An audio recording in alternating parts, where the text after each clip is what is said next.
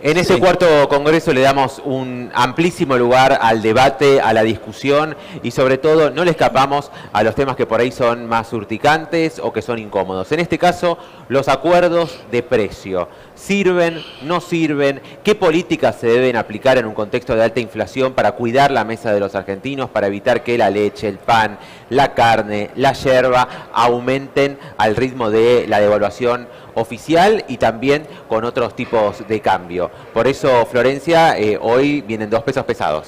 Así es, presentamos la última mesa de esta segunda jornada del cuarto Congreso Industrial. ¿Quién cuida la mesa de los argentinos? Se llama, para eso presentamos a Guillermo Moreno, exsecretario de Comercio Interior, y también nos visita Gustavo Lázari, que es economista y empresario PYME. La mesa va a estar debatida, la va a estar moderada por Daniel Rosato, titular de IPA.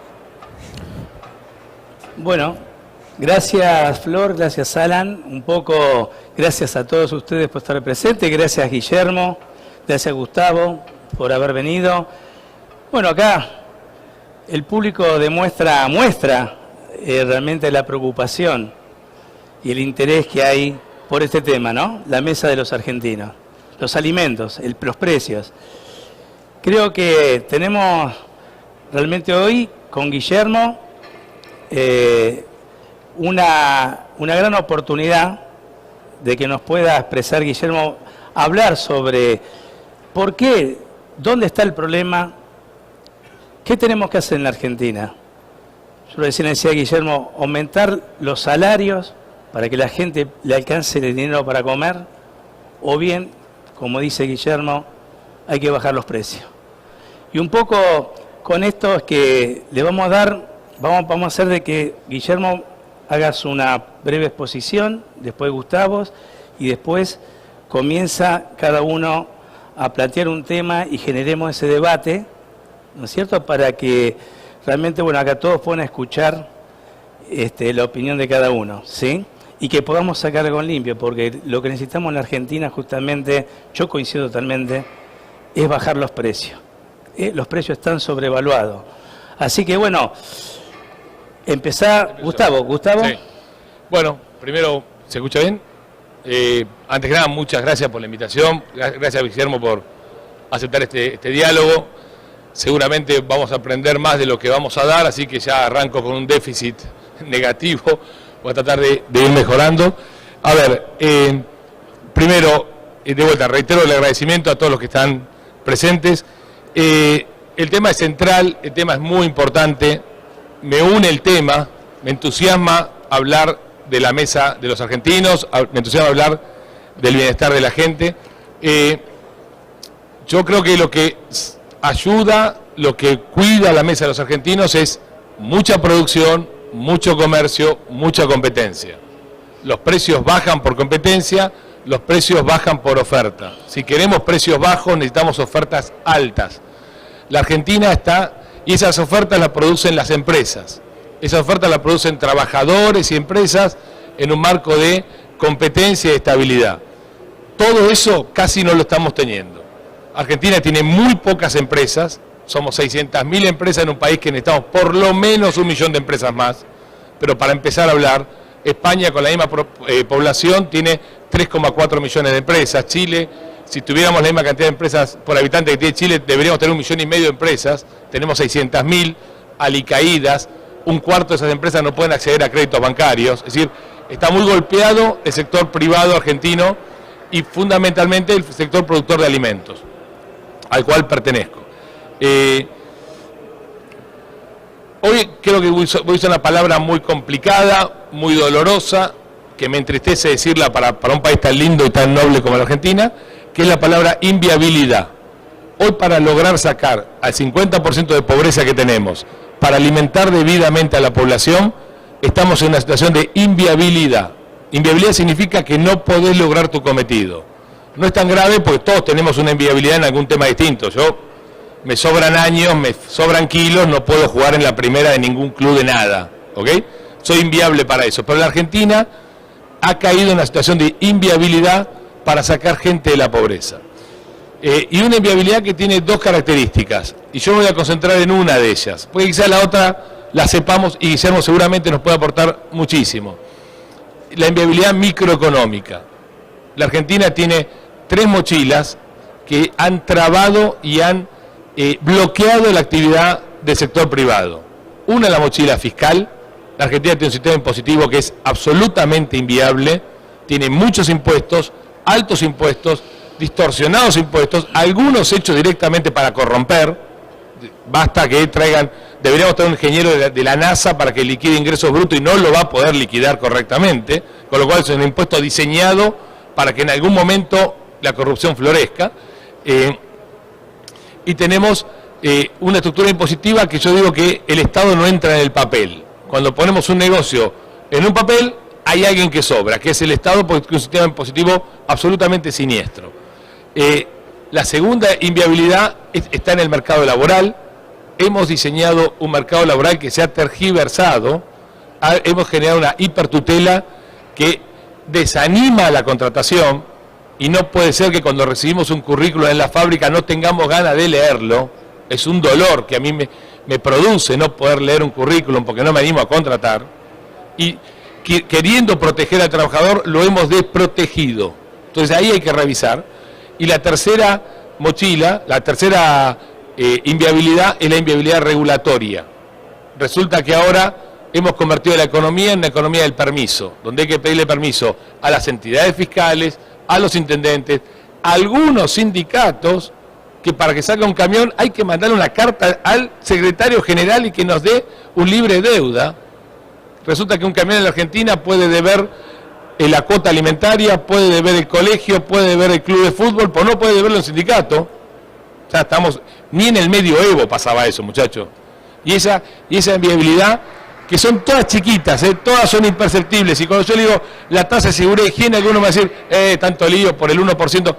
Cuando sumás todas las inviabilidades que se fueron dando en forma imperceptible, Argentina se torna inviable. Y esta imperceptibilidad de estas pequeñas distorsiones, que todas juntas son un problema enorme, ha bloqueado a la Argentina, y el sector privado al cual pertenezco tenemos una enorme responsabilidad en haber permitido eso. Alberti decía, el que pide permiso niega su libertad. Y nosotros nos pasamos pidiendo permiso como si fuese un trámite normal, y no es un trámite normal. No pueden abolir la libertad de comercio un conjunto de permisos, uno más inútiles que el otro. Un minuto para terminar la primera exposición. Termino. A esto le agregamos la inviabilidad macro. En el momento actual que estamos, para mí una reforma macroeconómica no termina de empujar la micro. Por eso es muy grave el problema que tiene hoy la Argentina, y creo que los candidatos no lo están teniendo en cuenta. Necesitamos resolver estos problemas para que haya más producción, y más producción van a resolver los problemas de la mesa de los argentinos. Muchas gracias. Gracias por la invitación, gracias por estar. En realidad la rentabilidad de la empresa se analiza en el subtotal de la facturación. Después vienen los impuestos y ahí viene el total de la factura. Problema que tenemos hoy, y en eso coincido con vos, que las empresas no son rentables. Pero en el subtotal, después nos metemos con el resto. Porque con una estructura impositiva muy similar a esta, el país creció y generó empleo, bajamos la pobreza, la indigencia, teníamos superávit fiscal, teníamos superávit comercial. Entonces, el problema es dónde analizamos la rentabilidad empresaria. Y ahí decimos, hubo un momento en nuestro gobierno que se generó un debate cierto, y obviamente hubo una resolución de esa contradicción, que tenía que ver con que si el modelo de orientación al consumo que nosotros habíamos implementado desde el 2002 al 2012 se había completado o no se había completado. La posición de los economistas del peronismo era que se había completado, y entonces sentíamos que en el 2012 estábamos igual que Perón en 1952. Teníamos un problema de oferta, y entonces teníamos que expandir la frontera de producción, y obviamente al expandir la frontera de producción vos tenés que ir por inversión, y ahí vas a tener, obviamente, en el crecimiento por demanda, pero por inversión y no por consumo.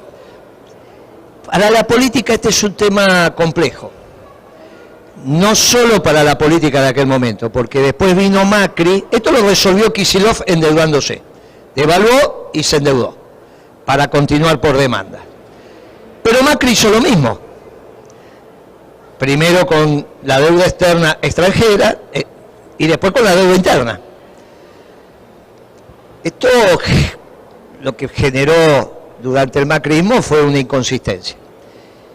Y lo que tuviste después con Alberto Fernández, al margen de la pandemia y esa tontería de que podías mantener la demanda porque regalabas plata olvidándote de la oferta, fue directamente demencial.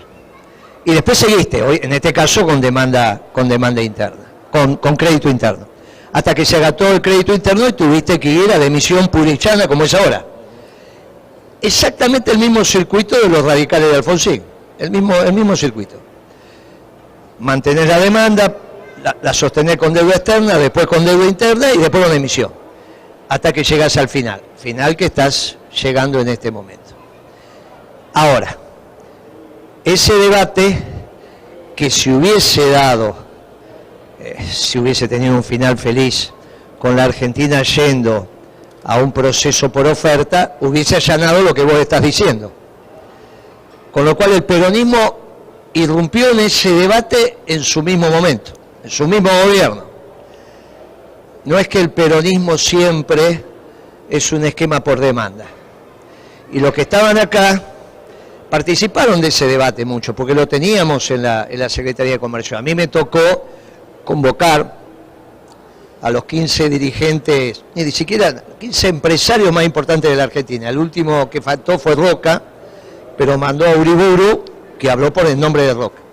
Y los 15 dirigentes sindicales más importantes, para recrear algo que Perón también había pergeñado cuando se encontró en el mismo punto de agotamiento de la expansión de la economía y con una restricción externa, que fue el Congreso de la Productividad y Bienestar General. Y ahí entonces es donde se plantea el primer debate. Si lo que resuelve la economía es la competencia, y esto es el factor anglófilo, o si lo que resuelve la economía es el factor endógeno de la solidaridad entre las partes. En el peronismo planteamos esto, porque no planteamos el hombre lobo del hombre.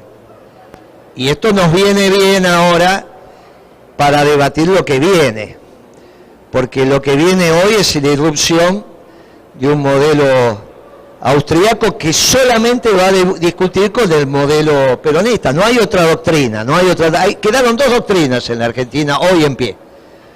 La doctrina peronista y la doctrina austríaca, no hay otra. Todo lo demás no le vamos a pedir a los amigos radicales que expresen su doctrina, no hay. Entonces, la revolución que nos plantea Milei va encarando del otro lado la contrarrevolución del ejército blanco, para ponerlo en los términos rusos, el ejército rojo frente al ejército blanco, sin los zaristas, obviamente, ¿no? Digamos, los globalizadores frente a los nacionalistas, pongamos el ejército blanco los nacionalistas, el ejército rojo los globalizadores, y las dos doctrinas que sustentan ambos componentes. El primer elemento de debate es, entre nosotros, si somos globalizadores o somos nacionalistas, un nacionalismo de inclusión, que es lo que prescribe el peronismo, no el nacionalismo xenófobo, no el hombre, el lobo del hombre y genero mi identidad destruyendo al distinto, sino que construyo mi identidad incorporando al distinto. Y de ahí se derivan dos esquemas distintos de política económica. Entonces, el primer tema es, ojo con eso de la competencia. Es una visión anglófila, no es la visión histórica de la humanidad, de ninguna manera. La solidaridad es lo que permitió que el hombre construyera las civilizaciones, no la competencia, incluso interna a la sociedad. Por lo tanto, si no tendría un problema muy serio cuando digo esto, ¿cuántas saluares puedo tener en la Argentina? El mercado argentino me permite una, con un proyecto bien interesante que se hizo en la época de Onganía, también diferimiento impositivo, con eso se hizo Alvar, papel presa, se hicieron un montón de presas, muy interesante. Ahora, el mercado me da para una, no es como Estados Unidos que me permite tener dos, ¿Qué hago entonces para competir? Abro la economía y destruyo la posibilidad que tengo de un desarrollo endógeno. Un minuto, Esto Guillermo. es lo que empieza a estar en el debate. Claramente el proceso de comunidad también en la economía nos genera un diseño distinto, que no se enseña en la facultad. Recién este año hubo la primer cátedra de economía peronista en la Universidad de San Martín. También la disciplina ha sido hegemonizada por el pensamiento, entre comillas, universalista de los europeos. Recién ahora vamos construyendo la posibilidad, porque se ha sistematizado, se ha completado, se ha avanzado en las condiciones de generar la transmisión de la economía peronista a nivel universitario, que es distinta y no tiene la competencia como elemento ordenador, tiene el bien común como elemento ordenador, que el que quizás sea gobierno ahora lo niega el concepto de bien común, y tiene la comunidad como elemento constitutivo y no solo el individuo. Guillermo, Y esto es lo que me parece que nos permite enlazar el debate que vamos a seguir de ahora en adelante, basado en la mesa de los argentinos. Bien. Bueno, un poco vamos al principio, ¿no? Es decir, ¿qué hacemos? ¿Aumentamos los salarios o bajamos el precio, el costo de los alimentos? Eso, 5 minutos para plantear la idea. A ver, hay cosas que no podemos dibujar desde nuestra voluntad. O sea, no soy ni el indicado, ni tengo ni la autoridad ni moral ni intelectual para decir, subo ¿cómo se llama el coso, el del agua? Subo la perilla de los salarios y bajo la perilla. No es algo que dependa de nadie, de ninguno de nosotros. El salario y los precios son consecuencias de una acción, y más que nada de un mecanismo competitivo. En Argentina siempre nos esforzamos por desacoplar los precios, porque dado que no tenemos los salarios europeos, queremos pagar las cosas con los precios de salarios argentinos. Y yo creo que tenemos que acoplar salarios, y para acoplar salarios tenemos que acoplar productividades. Para acoplar productividades necesitamos inversiones. Para tener estas inversiones necesitamos una revolución microeconómica, que es, de vuelta, antesala, y coincido en la duda que tiene Guillermo, porque no se está debatiendo. Me parece que la situación es más grave porque estos temas ni siquiera se debaten, lo cual me preocupa un poco más. Se ponen como dogma y no es un dogma, es un tema de ida y vuelta. Tenemos todo mucho para aprender.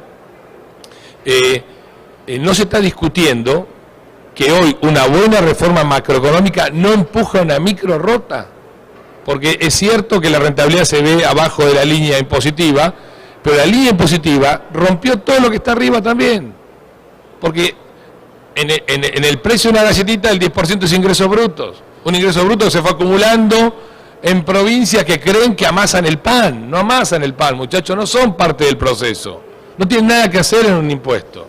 Misiones no tiene nada que hacer coartando la libertad de las personas para moverse en una ruta, y si no la pagás te secuestra el camionero y te incrementa los costos a la nube. O sea, se ha roto la Argentina. Yo creo que, insisto, no solo es una cuestión de expandir la frontera de producción, hay que rehacer la tibia y peroné, no sé, del sector privado, porque si no, no levanta. Es como que te rompan los huesos y te digan, ahora corre. No puedo correr, tengo los huesos rotos. Entonces, primero ese punto, acoplar salarios requiere inversión, y la inversión está rota en Argentina. Caminemos por las rutas, muchachos. Acá están los parques industriales de todo el país. Las rutas argentinas, los pasillos de los supermercados son más anchas que la ruta que nos da el Estado para mover un camión a 120 kilómetros por hora. Yo lo medí, no es un verso, no es un chamullo. Andá a Unicenter con 1 metro, es más ancho que la ruta 3. Y la ruta 3 es una ruta troncal, que es una vergüenza que no sea una autopista, es una vergüenza. Ahora, ¿eso qué hace? Que los costos se vayan a la nube, que traer vino de Mendoza a Buenos Aires sea más caro que traerlo de Italia. Entonces, si abrimos la economía con el objetivo de bajar los precios, te digo que es un error. Abrir la economía, el objetivo es exportar, y para exportar necesito importar, porque necesito insumos, necesito competencia, necesito aprender. Obviamente que hay que traer producto terminado, obviamente que hay que traer materias primas, obviamente que hay que traer insumos y maquinarias, pero a un tipo de cambio razonable, por eso la macro hay que arreglarla, a un tipo de cambio por lo menos de mercado, que no es ni el 3.50 y no sé cuál será, pero todo esto requiere la recomposición del sector privado, que yo insisto, está roto. 600.000 empresas no sacan este embrollo. No vamos a sacar a 10 millones de personas, a 18 millones de personas que están en la pobreza, y no vamos a incorporar 10 millones de personas que están en la informalidad, en los planes o en la nada esta de que no estudian ni trabajan. Entonces, el debate, si bajamos los precios o aumentamos los salarios, hay que hacer las dos cosas. Y las dos cosas vienen desde la oferta, desde la inversión y desde la oferta. Con una revolución microeconómica y un ordenamiento macro, que incluye, obviamente, para mí como elemento rector del sistema, un sistema de precios razonable que es hijo de la competencia y obviamente de la propiedad. No me quiero meter en temas filosóficos, pero un respeto irrestricto a la propiedad y fundamentalmente un respeto a la competencia. Tiene que haber mucha competencia, que eso es lo que motiva la baja de precios. Muy bien. Guillermo. Bueno, obviamente partimos de supuestos distintos. El amigo parte de la competencia, que vuelvo a decir es el concepto anglófilo del siglo XIX, no es de toda la vida, no es así como se construyó la humanidad, ni los distintos pueblos, ni las distintas naciones, eso no es cierto. Los ingleses desarrollaron esa teoría y les fue bien. En determinado momento de su desarrollo les fue bien. Igual que los norteamericanos les va bien a veces, explican lo que ellos no hacen. Yo podría decir, mirá, la Reserva Federal administra el sistema financiero norteamericano menos los bancos cooperativos, porque son anteriores a la Reserva Federal. ¿Cómo los bancos? Son tremendamente importantes los bancos cooperativos y ahí no está la competencia. ¿Está bien? Es un hombre y un voto. El sistema lácteo norteamericano y canadiense está basado en las cooperativas y ahí no es la competencia. Entonces, eso que se da como una verdad a priori, la tenemos que someter a la discusión también, porque si no, por ahí nos equivocamos en las soluciones. Ahora, ¿cómo plantea el peronismo la construcción de los precios? Obviamente haciendo costos. El amigo no habló de los costos. Si bien hace costos de su empresa, no habla de los costos, habla de los precios. El peronismo es costos más una tasa de ganancia de capital justo y razonable. En todo caso podemos debatir cuál tiene que ser la tasa de acumulación de capital en la Argentina. Seguramente él no va a defender el 25% anual de la acumulación, va a defender un 7, 8, 9, 10%. O en su defecto va a decir el máximo que puede, pero cuando dice el máximo que puede, no me está poniendo un cuánto. Entonces hay un problema. Hacemos los costos, son los costos. ¿Cuáles son las ventajas de la Argentina en términos de competitivas con respecto al mundo para hacer productos bueno, barato y bonito? Bueno, barato y bonito. Bueno, tenemos dos, que son los alimentos y la energía. Los alimentos porque tenemos una productividad en la zona núcleo de la Pampa Húmeda que hay otras 13 del mundo. Una está imposibilitada hoy porque es Ucrania, otra todavía no está en su plenitud de producción, que es Angola, y la otra sí maximiza, que es el centro-oeste de Estados Unidos. O sea que en la zona núcleo de la Pampa Húmeda nosotros hemos generado un actor económico extraño, que es el que alquila la tierra y se lleva la mitad de la producción. Y eso se llama sistema feudal.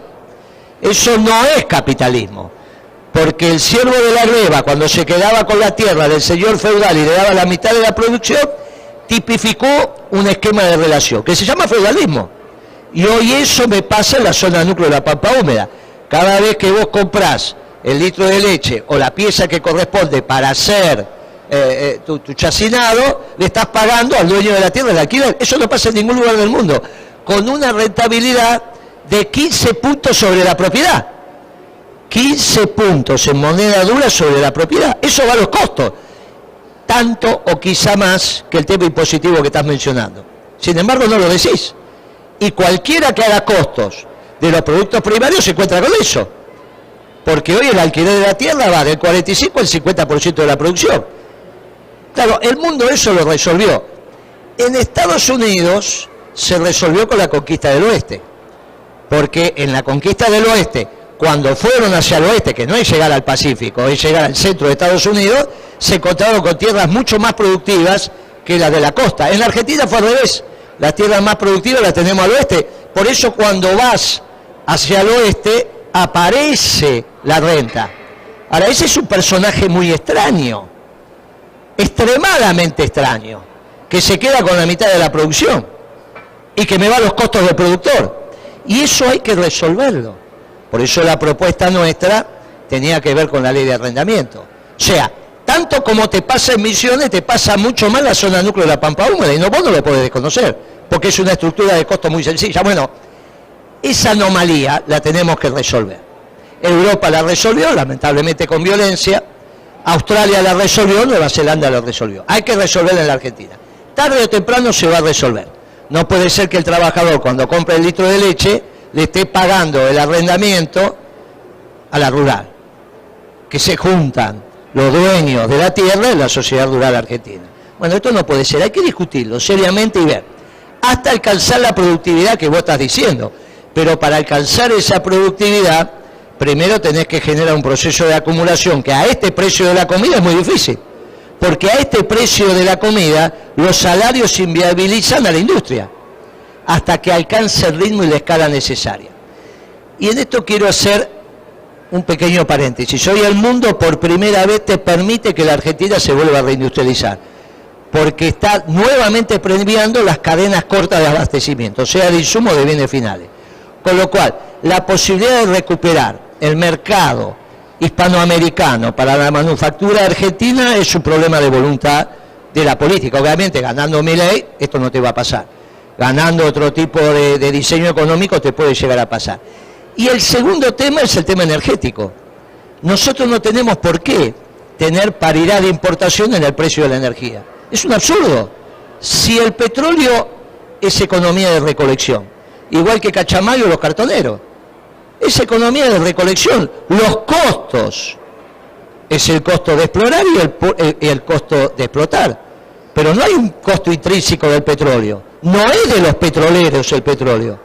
Por lo tanto, nosotros, con el costo de exploración y el costo de explotación, llegamos a un nivel del barril de petróleo que debería dar, más una tasa de ganancia justa y razonable sobre el capital total invertido, y eso es mirar la empresa desde el pasivo, un precio del combustible. En nuestra época tuvimos a 60 centavos del único dólar de exportación el litro de gasoil, y la Argentina fluía. Obviamente, cuando vos lo pones a un dólar y pico, se te arma un lío bárbaro con la logística. Entonces, con los alimentos y la energía, la Argentina está en condiciones de construir un complejo industrial muy importante como ya lo tuvimos. Bueno, Gustavo, ¿respondés a Guillermo o querés una pregunta? Como quieras responder. No, permíteme más que nada, solo una pregunta, Guillermo. Primero, a ver, me da la sensación que nos tentamos en algo que yo creo que no es posible, más allá de que sea quizás atractivo, que es armar los costos de toda una sociedad, porque no son solamente el costo de la energía, sino el costo de toda una sociedad, que es de 50 millones de tipos, que son 600.000 empresas. No podemos digitar los costos desde, no es chicana, desde una junta de planificación, desde un escritorio. Me parece que, deseable o no, inviable, imposible. La economía es mucho más dinámica, más compleja, donde el ministro o el secretario no pueden invocar los costos de las empresas. Cada uno hará su costo, obviamente yo hago el mío, cada uno hará su costo y saldrá a la competencia a competir. Eso por un lado. Por otro lado, y esto es pregunta, realmente no es chicana, si fuera así como ¿te puedo tutear? Como decís, que los dueños de la tierra tienen tal extraordinario negocio, ¿por qué una hectárea en Argentina cuesta un tercio que la misma hectárea en Estados Unidos, o una hectárea cervatera en Argentina cuesta un tercio que la misma hectárea en Brasil? Es decir, me da la sensación que no es tan negocio, creo que ese negocio está relativamente roto. Creo que la Argentina no produce ricos, no hay ricos en Argentina. La Argentina es un país pobre, paréntesis, una pobreza que habló el 13 de agosto, y capaz que nos descubrimos que éramos más pobres de lo que pensábamos, y los pobres se expresaron de una manera, cierro paréntesis, pues no es el tema, pero no entiendo realmente no lo entiendo, si fuera tan buen negocio no debería valer un tercio. Contestamos sin problema. Mirá, cuando estamos hablando de costos, estamos hablando de la formación de los precios, no del funcionario. Yo soy peronista, por lo tanto es un gobierno esclavo, pequeño, de un pueblo libre que son las empresas privadas. Yo no hablé de que el Estado determina los costos. Yo Cada uno tiene que hablar de lo que habla, porque si interpreta al otro y lo interpreta mal, el debate no termina mal. Te lo hago en términos de pregunta, está bien. Tomalo en términos de pregunta entonces. No, por eso yo no hablé de los costos por un funcionario. Hablé de la estructura de precios en función de los costos. En tu empresa, ¿cómo los haces? En tu empresa, como yo lo hago en la mía. Definimos los costos y definimos un margen en función de lo que te pasa en el mercado. ¿Cómo se definen los precios? Estamos diciendo en el mercado, no es solo por competencia. Puede ser haciendo los costos y una tasa de retorno justo y razonable sobre el capital total empleado. Que cuando decimos, y yo te hago la pregunta, ¿cuál tiene que ser la rentabilidad del capital? ¿Cuánto? ¿El 50% por año? ¿El 100%? No. ¿Cuánto? No lo puedo establecer. Bueno, porque exactamente. Para mí es un resultado, no es algo que yo establezco. Ese es el tema, pero entonces no puede hacer precio. Pero ahí a eso voy. Y bueno, pero es que vos salís con lista de En mi precios. caso particular, yo hago mis costos, pongo la utilidad que sueño, salgo al mercado y me encuentro con el mercado. Y a veces tengo que bajar mis precios y mi rentabilidad por lo tanto baja. A veces te pasa eso. Y me doy vuelta y trato de bajar los costos y así es la te competencia. puede hacer Me pasa eso. todos los días eso. Puede pasar eso o no. Porque te podés cartelizar. Los empresarios transitan, hablan, charlan, definen. Ahí hay que ver y sector por entonces sector. ahí vos vas definiendo, sí, desde el órgano de conducción, decir, muchachos, esperen, porque en el caso de Aluar, como no puedo tener dos Aluares, ese tema no va. Y si abro la economía, fundo Aluar. Y si abro la economía... ¿Por si- qué fundís a Aluar? porque la electricidad hoy la tengo mucho más cara y no tengo los subsidios del Estado que sí tienen los chinos. Para tener la tonelada, Bueno, 800, 900 dólares la tonelada. Sacame el comercio chino, que tiene su particularidad. No, pero no te lo puedo sacar, porque la apertura de la economía y lo que estuvo haciendo este gobierno tiene que ver con eso. Porque los casos que se han fundido empresas por la... Creo que cometemos un error si asociamos importación... Igual no te terminé de contestar. Vos, perdón. Pasamos a otro Dale, tema. igual. No, yo mandé 2 misiones, 2 años seguidos, la directora que mandé se murió a China a analizar los costos. Los costos de los chinos eran muy parecidos a los nuestros. En zapatillas, en productos eléctricos. No es que y después lo difundimos con las cámaras. Hicimos un seminario interno y dijimos, mire muchachos, no está tan lejos. Te estoy hablando 10 y 11. Fueron misiones conjuntas de industria y comercio. Los estudios de caso los buscó comercio, obviamente, por las empresas argentinas que también estaban en China. ¿Está bien? Caso Siemens. No tuvo ningún problema Siemens en abrirme los costos en China. Se trabajó de alguna manera para que esto se pudiera hacer. Los costos eran muy parecidos. Los costos de Siemens, los costos de Adidas, los costos de Nike, eran muy parecidos. El problema era el precio de venta. Ahí funcionaba al revés. El Estado chino funcionaba bajando el precio de venta en función de la cantidad que tenía que producir y que comercializar.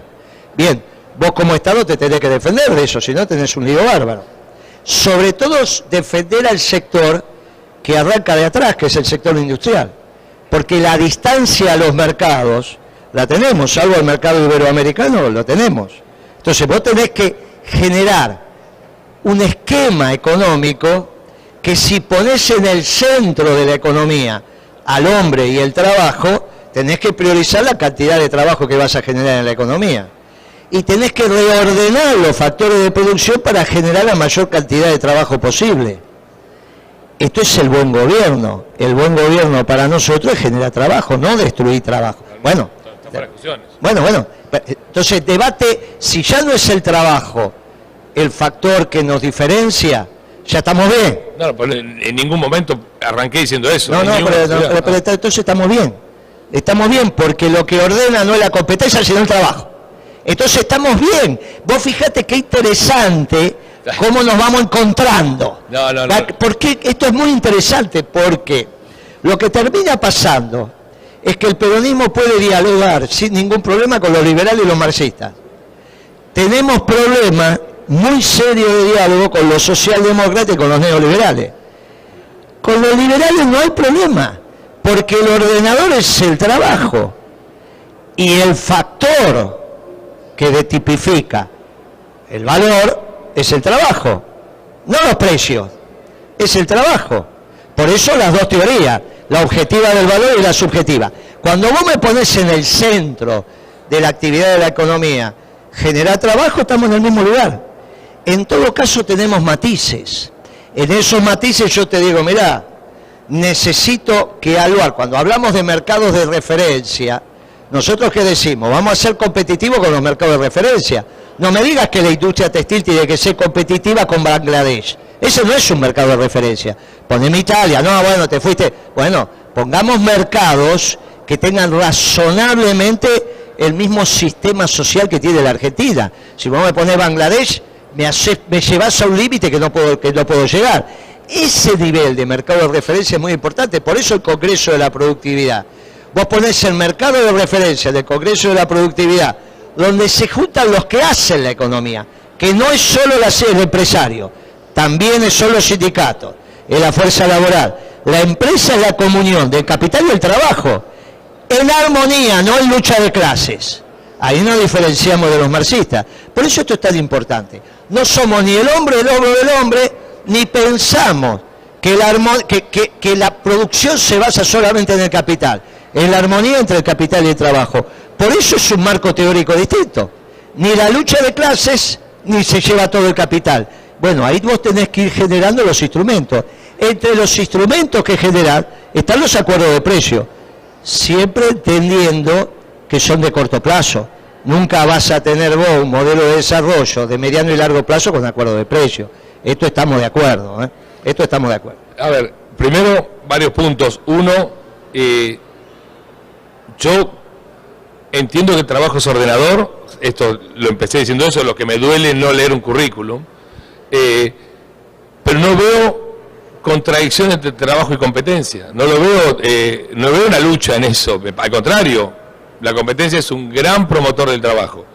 En segundo lugar, no asociaría como automático que importaciones es necesariamente la fundición de la industria nacional. Me parece que hay un error, porque en los momentos históricos donde las importaciones nos hicieron mucho daño, coincidían con tipo de cambio real muy bajo, con gasto público muy alto, que bajaba aún más el tipo de cambio real, con tasa de interés por las nubes. Entonces, yo creo que la Argentina, un país que es... Perdón que te interrumpa. Vos querés competencia, pero con tipo de cambio alto. Con tipo de cambio por lo menos de mercado. Bien, estoy de acuerdo. No, es que de mercado no me lo va a tirar siempre alto. No, pero entonces decime cómo hago yo para competir con los alimentos. Ahí estamos. Vamos con el precio de los alimentos. Ahí estamos. Para que no me deteriores el salario. No, por supuesto. Porque la justicia social no es injusticia para el peronismo. Está bien, pero no, por supuesto. Pero a ver, permíteme.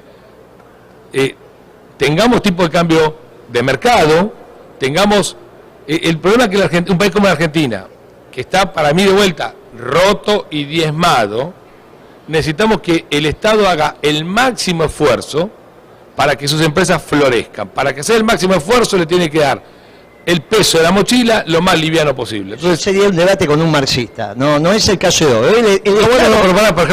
No es conmigo ese debate. No sé si es con vos, pero es lo que pienso, no importa. Bueno, no, pero es que es el debate conmigo. Yo no te puedo decir que no tenés razón en eso. No, bueno, pero entonces, yo te digo que quiero más producción en base a tener menos sistema impositivo, en tener, vos me decís, no, eso está abajo de la línea, no tiene nada que ver. No, sí tiene mucho que ver, porque rompió las líneas. No, pero de ninguna manera tenemos un Estado hoy ineficiente, pero en términos cuantitativos, el mismo que Estados Unidos.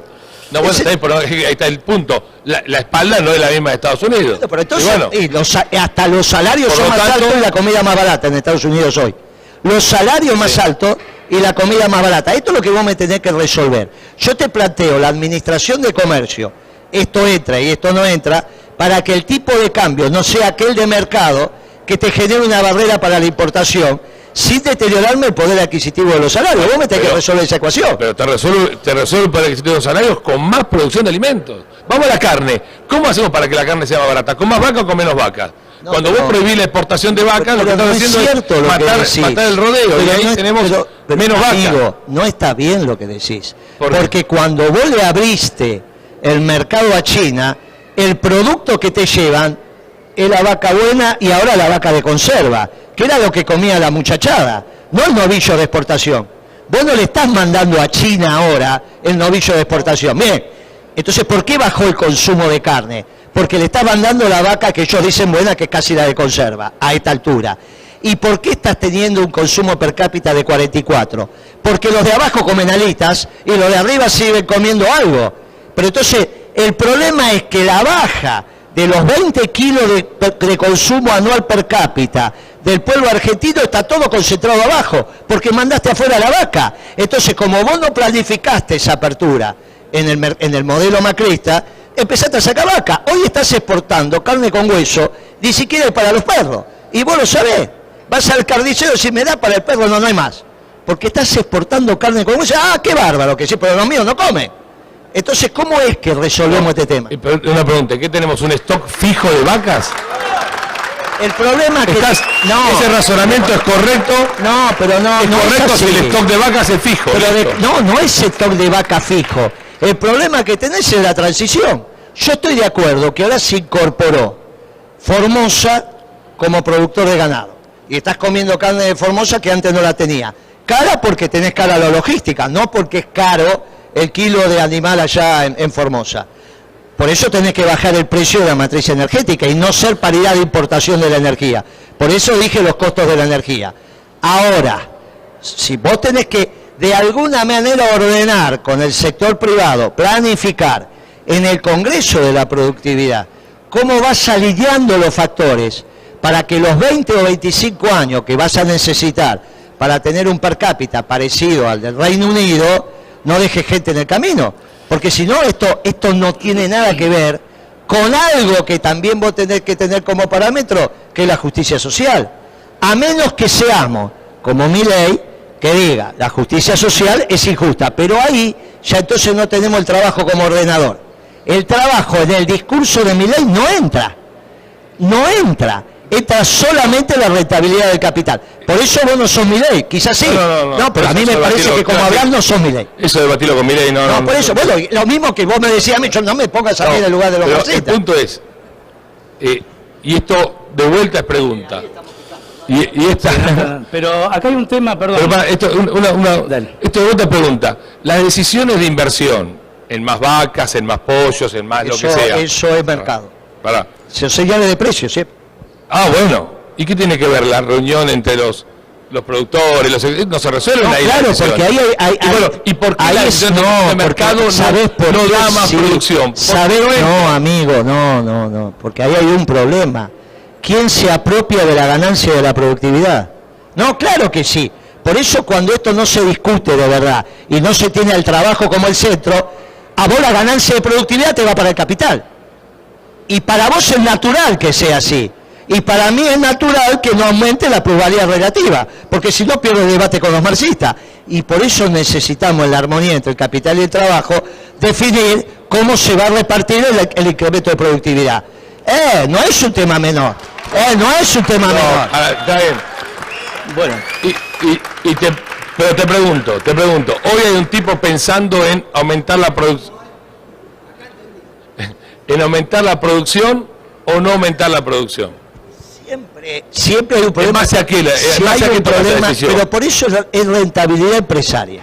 Bueno, la rentabilidad... Busquemos por qué no hay rentabilidad empresaria. Pero estamos de acuerdo, es el problema macro. Si con estas leyes... No solo macro. No, yo puedo aceptar con vos que después de la revolución energética norteamericana hay un problema de baja de costos primos en el mundo.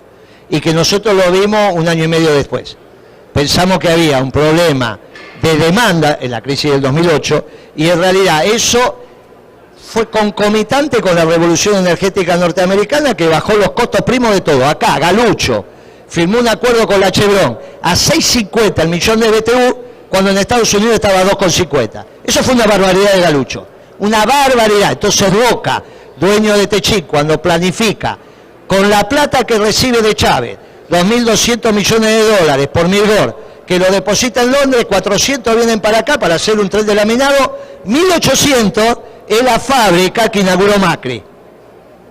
1.800 le costó esa fábrica. ¿Dónde la puso? ¿Donde la energía era barata? No donde la energía es cara. Sin embargo, Galucho acá me firmó un contrato a 6.50. Eso es una barbaridad. Ese es otro de los errores, de las malas decisiones. ¿Eso es mercado? Y ¿Galucho era mercado? Y se lo pidió Chevron. y si no decía que Chevron no venía. Este es el problema. El problema es que ese set de precios relativos que ellos exigieron para venir, y Galucho explicó que si no, no estaban los capitales, cuando vos sabés que primero está el negocio y la plata viene, si hay negocio la plata viene. Bueno, Galucho la explicó al revés, y firmaste un contrato, pero después lo siguió Aranguren. Aranguren siguió, porque claro, no hay un precio del commodity gas, no hay. Él explicó que el gas que traíamos de Bolivia era $14, entonces que 6,50 era un precio extraordinario. Bueno, pero no era así, porque en Estados Unidos estaba a 2,50. Entonces eso me hizo que una inversión de Roca se hiciera en Estados Unidos. Que estaba la energía mucho más barata, como está hoy, mucho más barata. Entonces, no puedo fabricar arandelas porque la energía, y hay mucho más energía que mano de obra en cualquier producto, está mucho más barata en Estados Unidos que en Argentina. No solo la energía, los alimentos también. Pero el precio de la energía es una decisión. Alguien firma, mañana vale tanto. No hay ninguna duda. O el precio de la energía, es un sistema regulado. O es una consecuencia de más producción, más oferta, baja el precio. Pero no, esto no pasa en la Argentina si no das una señal de precio. Y esa señal de precio que vos le tenés que dar, tiene que estar financiada. Porque el petróleo es gratis. ¿Se entiende que el petróleo es gratis? No. ¿Y cuánto cuesta el petróleo? No sé, el precio del mercado de no, pero eso no es cierto. Ese es el que yo mañana accedo a todo el petróleo que quiero, me lo llevo a mi casa. No, pero es eso así. tenés un costo de exploración y explotación. El petróleo es gratis. El que lo encuentra y lo saca tiene pero como... el petróleo abajo es nada. No es nada. Hay que sacarlo, hay que procesarlo. Ese es el costo. No, pará. Llevarlo. Estamos hablando del petróleo y sacarlo nada más. Después viene todo lo demás, que es todo lo demás hasta que te llega. No. El petróleo, que es la materia prima, como el cartón para los cartoneros, es gratis. Lo mismo que para los yuyitos es gratis. Es la economía de recolección, vos los has estudiado tanto como yo. Para el petrolero, el costo es encontrarlo y sacarlo. El petróleo es gratis. Está bien, bueno, hasta ahí entonces si estamos es... de acuerdo, pero... Bueno, si está de acuerdo, pero ese líquido negro no sirve para nada, lo tenés que hacer algo para que... Pero no hay duda, si yo no te dije que puesto en la superficie es gratis, te dije el petróleo... Está bien, bueno, sí, está bien. No, pero entonces si está bien, ¿por qué me traes el precio de México? No te traigo el precio de México. Sí, me decís que hay un precio de petróleo. Bueno, pero es una pregunta, y si vos sos, si vos sos petrolero... No, yo soy argentino, bueno, y tengo una empresa petrolera. Pero yo tengo una empresa petrolera. No, pero mirá qué fácil que es. No, fíjate qué fácil que sería. Tenemos que ir cerrando. Te absorbo el costo de exploración y te entrego el costo de explotación. El costo de explotación te lo pago y el costo de exploración lo absorbo. Como Estados Unidos absorbe el complejo militar industrial para tener el ejército de las Fuerzas Armadas más poderosas del mundo. Vos imaginate que el presupuesto de defensa norteamericano es superior al resto de todos los países juntos. Es una decisión del Estado y del pueblo norteamericano, yo no lo voy a aceptar. Guillermo, Gustavo, perdón, pues tenemos que ir cerrando, pero ya se nos fue el tiempo, pero yo voy a hacer dos preguntas, o bien quiero expresar algo que es la preocupación de toda la gente, ¿no? Del trabajador. Tuvimos una devaluación de un 22% y el paro aumentó un 40%, por decir un número. Es decir, las cosas aumentaron el doble de la devaluación y algunas más del doble. En eso hay un interrogante, tenemos un interrogante que nadie entiende nada con respecto a eso. Te puedo decir lo que hicimos nosotros, al menos lo que hice yo. Conversando con las empresas dividíamos la lista de precios en tres tipos de productos: masivo, selectivo y premium. El gobierno en todo caso, en estos casos y sobre todo cuando se devalúa, se tiene que ocupar de lo masivo. Lo selectivo y premium se ocupan solos. Lo que no puede ser es que todos los precios, o incluso ahora lo masivo, aumente más que lo selectivo y premium en términos de porcentaje. Entonces, tenés un problema muy serio. Al no haber una administración de comercio y están todos los precios desordenados, se ha producido una situación donde el empresario lo que hace es cubrirse. Claro, en una economía desquiciada, donde vos tenés importaciones por 16.000 millones de dólares que no pagaste, que en algún momento se va a terminar el crédito comercial. ¿Cuánto tiempo más vamos a tener crédito comercial con él afuera? Hay 16.000 millones de dólares de importaciones, entradas al mercado, quizás ya consumidas o estoqueados que no se pagaron. Con lo cual, lo que conseguiste de fondo, que encima te van a quedar algunas, no es nada contra esos 16.000. Bueno, en esa economía desquiciada, lo único que tenés que hacer es poner eso en un paréntesis y ocuparte por los próximos 45 o 50 días en ordenar los precios masivos. Si vos ordenás los precios de los productos masivos, le vas a dar una señal al pueblo. Obviamente esto es una voluntad política y una acción de los funcionarios. No es un acuerdito de precio con coto. Hay que analizar la cadena, que era lo que hacíamos. Eso se puede hacer, se puede hacer. Se puede revertir el triunfo de Milei, que obviamente hoy es muy probable, se puede revertir. Depende cómo lo hagas. Hoy no lo podés hacer, porque el tipo de cambio competitivo que él está solicitando, y que yo también no tengo ningún problema en tenerlo, sería una devaluación aún mayor. Con lo cual, la destrucción del salario real por incremento de precio es fenomenal. Y la pobreza ya no es 50 hoy es 60, porque lo que tuviste de la devaluación hasta ahora. Bueno, esto es lo que hay que resolver. Ahí viene la acción del Estado. Lo que pasa es que se nos mezcló en el debate el corto plazo con el mediano y largo plazo. En el corto plazo, esta es la solución que yo puedo aportar.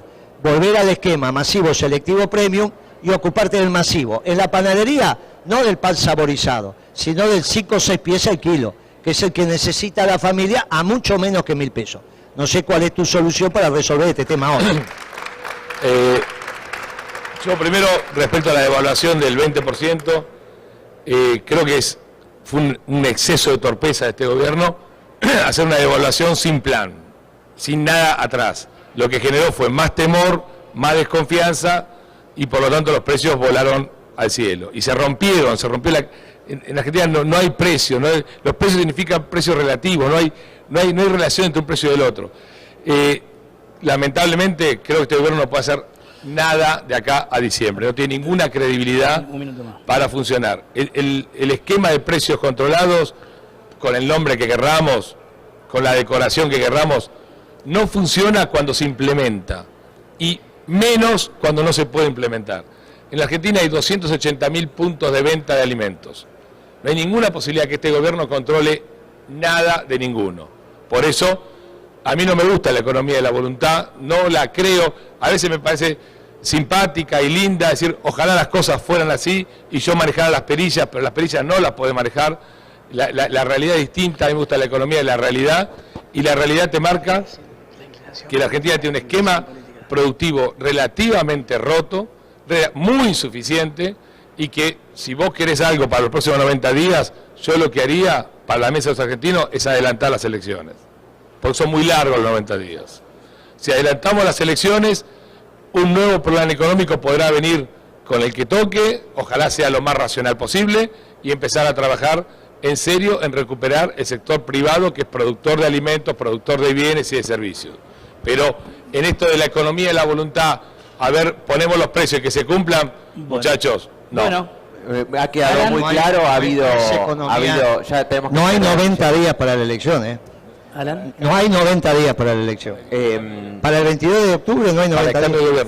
Ya estamos cerrando, pero por último, en función de esto, Gustavo, ¿usted está trabajando con algún candidato presidencial? No. Guillermo. Bueno, yo soy del peronismo. Vamos a ver si este gobierno se hace peronista. Por ahí sí, si no, tengo dudas. Bueno, muy bien. No ha habido tanto acuerdo, pero en algunos puntos por lo menos se coincidió, por lo menos en el escenario. Así que de esta manera cerramos, Florencia, hoy.